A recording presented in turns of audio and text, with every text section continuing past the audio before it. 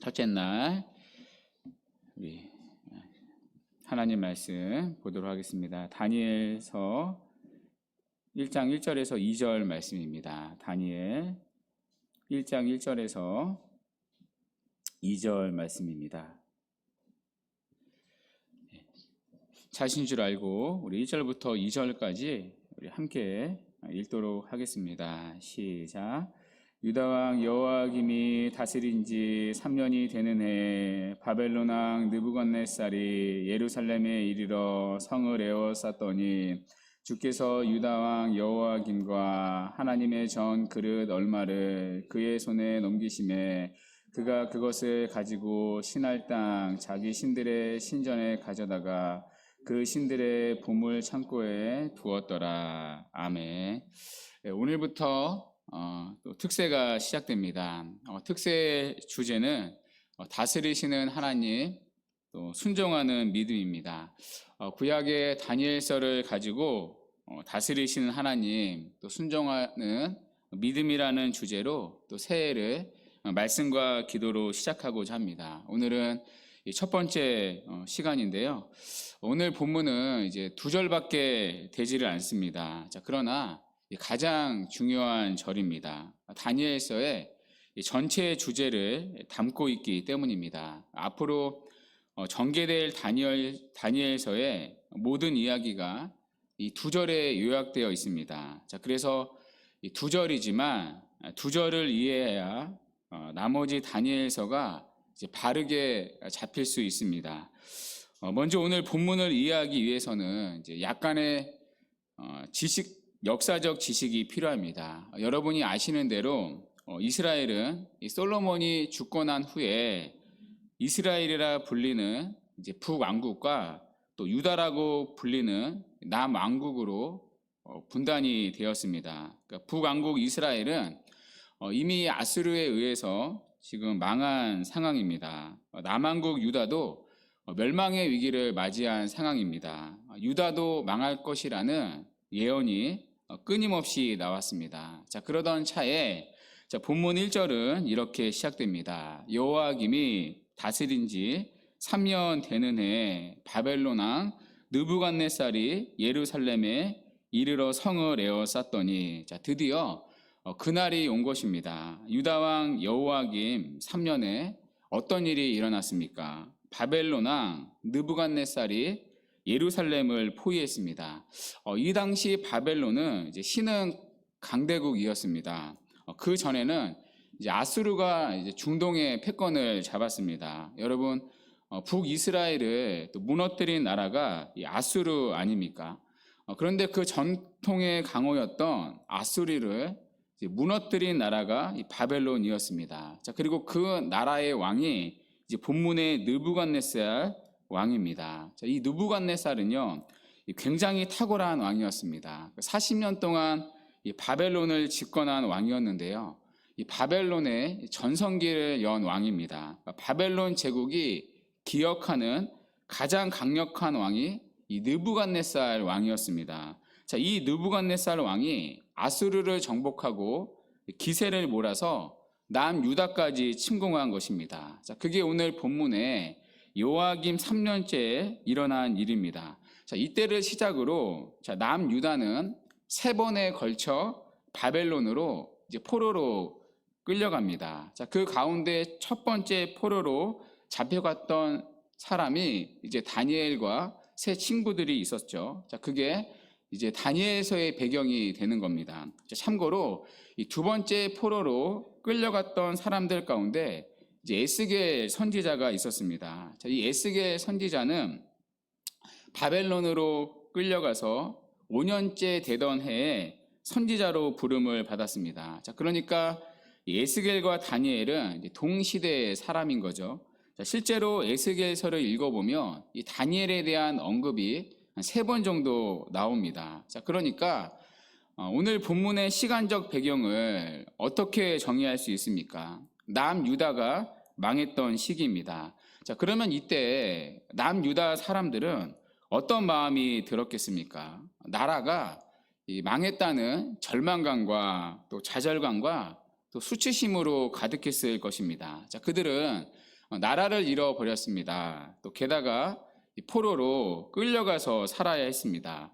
포로로 가게 되었기 때문에 그들은 아무런 소망도 보이지 않았습니다. 앞으로 미래가 어떻게 될지 모르는 절망과 좌절감으로 가득했을 것입니다. 더군다나 그들이 빼앗긴 나라는 여러분 어떠한 나라입니까? 그들이 살았던 나라는요, 하나님이 선택한 나라입니다. 하나님의 인재를 상징하는 성전이 있던 나라이고요. 또 하나님의 언약의 말씀을 받았던 나라입니다. 그러니까 율법을 받았던 나라이죠.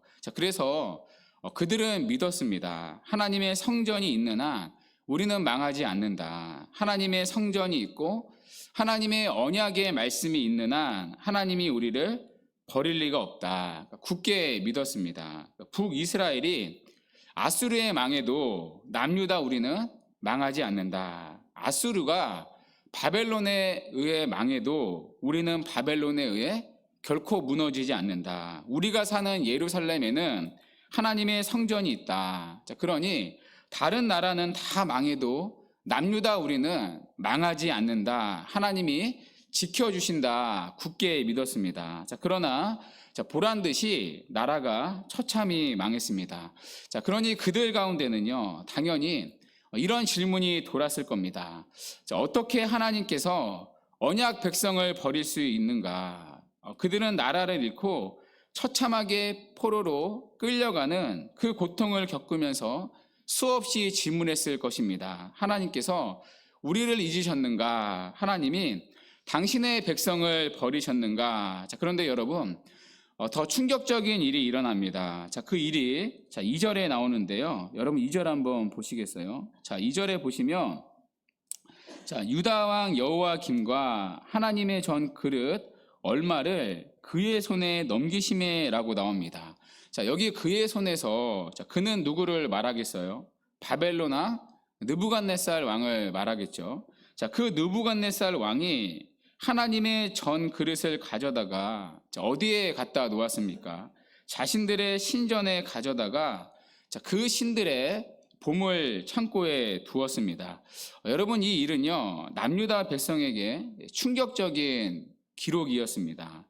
이 당시 고대 근동에서는요, 이 국가 간의 전쟁을 신들의 전쟁으로 해석했기 때문입니다. 그래서 이 전쟁하러 갈 때도요, 신에게 먼저 제사를 드리고 갔습니다.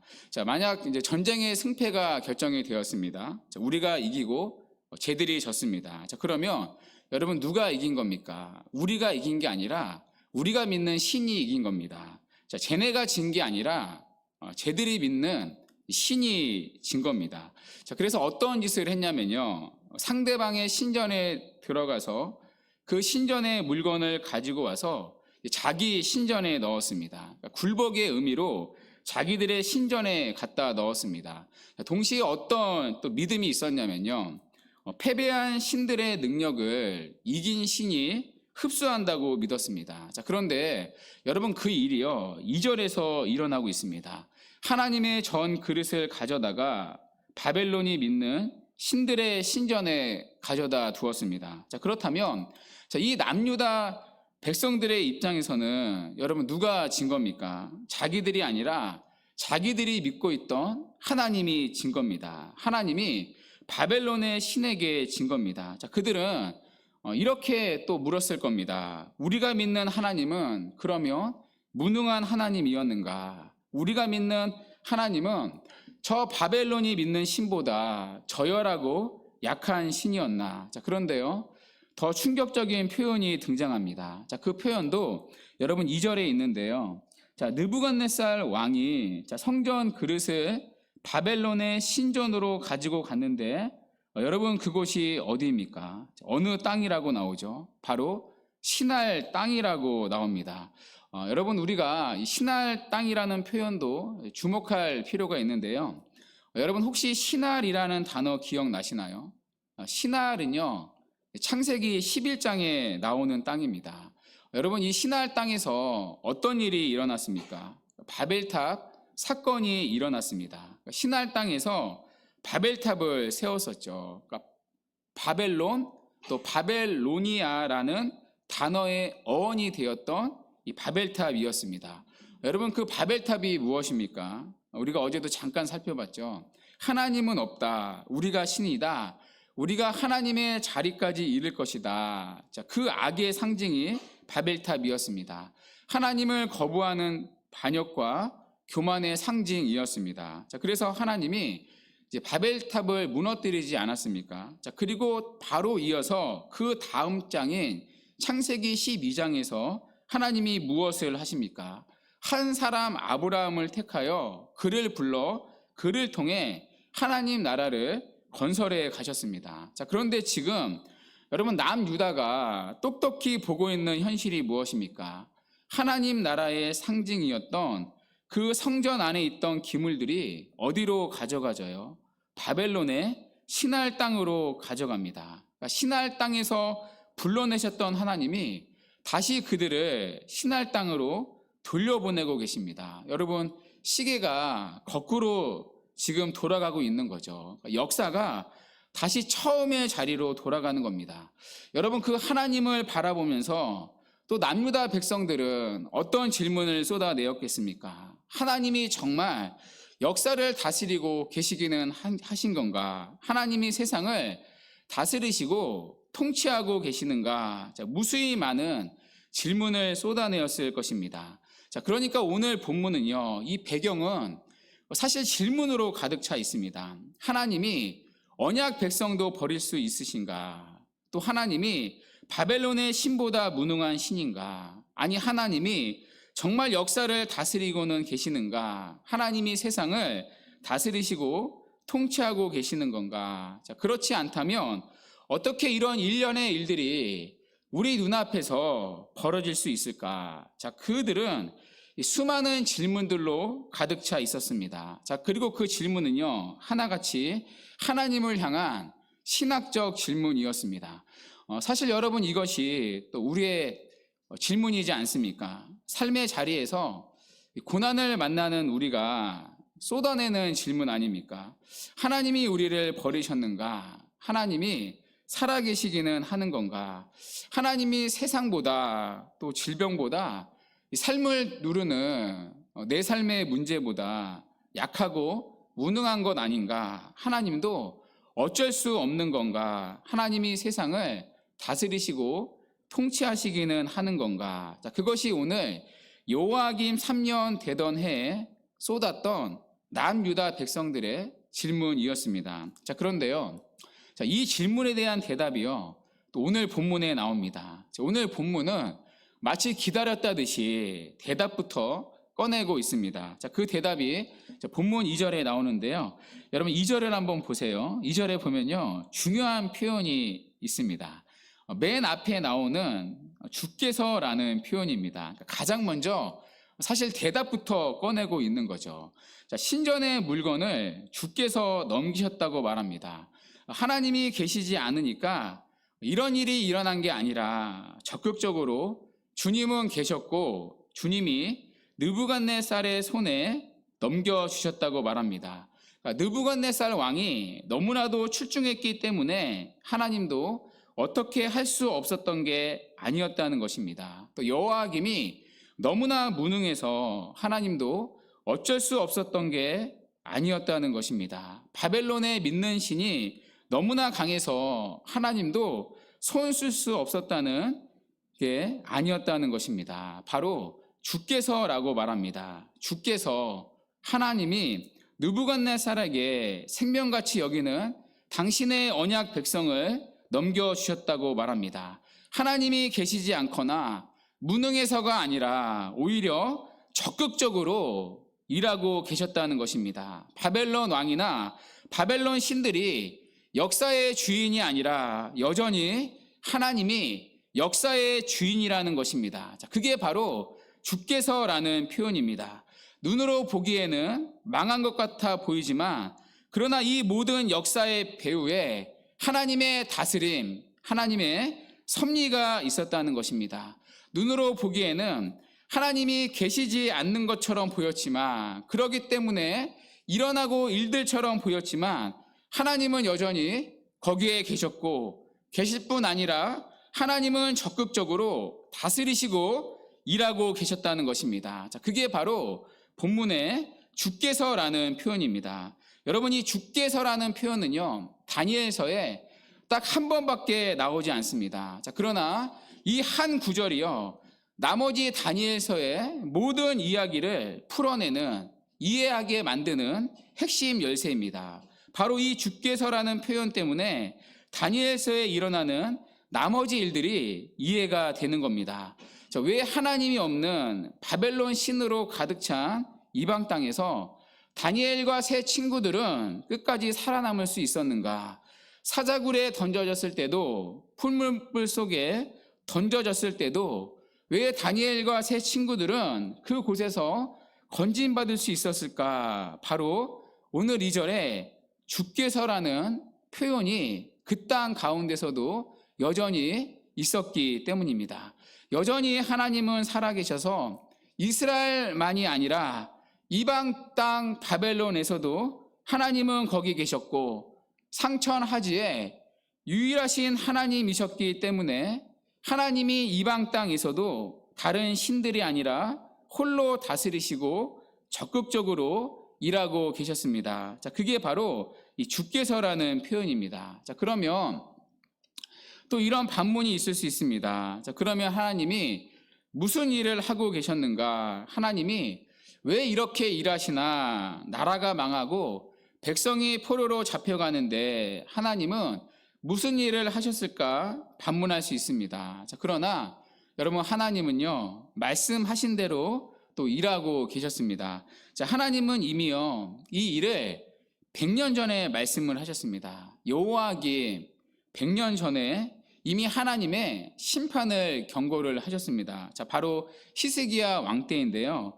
자, 히스기야 왕이 갑자기 중병에 걸렸습니다. 자, 그때 히스기야가 간절히 하나님께 기도했습니다. 하나님, 제가 지금 죽으면 이 나라가 어떻게 되겠습니까? 내 자식들 아직 너무 어린데 이 백성들 어떻게 합니까? 자, 그러니 하나님 저를 살려주시기 원합니다. 간절히 기도했습니다. 자, 그 기도에 이제 하나님이 응답을 하시죠. 그의 기도를 들으시고 생명을 연장시켜 주셨습니다. 죽을 병에서 히스기야가 기적처럼 나은 거죠. 자, 이 소식을 들은 주변 국가들이요, 사절을 보내서 축하를 했습니다. 자, 그때 어디에서도 왔냐면요, 이 바벨론에서도 히스기야에게 사절을 보냈습니다. 이 바벨론은요, 이 남유다에서 1600km 떨어진 곳입니다. 자, 그 먼 곳에 이제 바벨론의 먼 곳에 남유다 백성들이 이제 포로로 끌려가게 된 것이죠. 자, 그런데 그 전에 그 먼 곳에서도 이 히스기 왕의 소식을 듣고 왔으니까요, 히스기야가 이 자기 도취에 빠지게 되었습니다.